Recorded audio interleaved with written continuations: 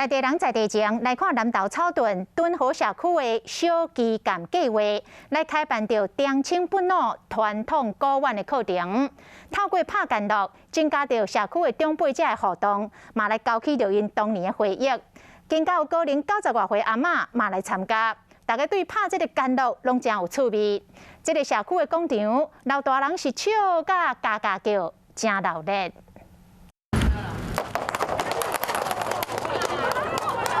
社区充满着老大人的笑声，大家做伙拍干乐，这是草屯敦和社区小基干的计划，请老师教老大人拍干乐，大家拢感觉真趣味。非常的踊跃的来参加这个活动。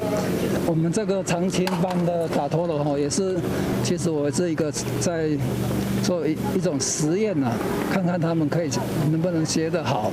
结果很出乎我的意料哈。拍干乐和老大人想起囡仔时代，也有90几岁老阿嬷挑战成功，社区的人真欢喜，该拍扑啊，场面真闹热。你吼，互我遮济岁安尼还会了咱遮吼，大家甲我鼓励，大家甲我捧场，我才有法度安尼行来到遮。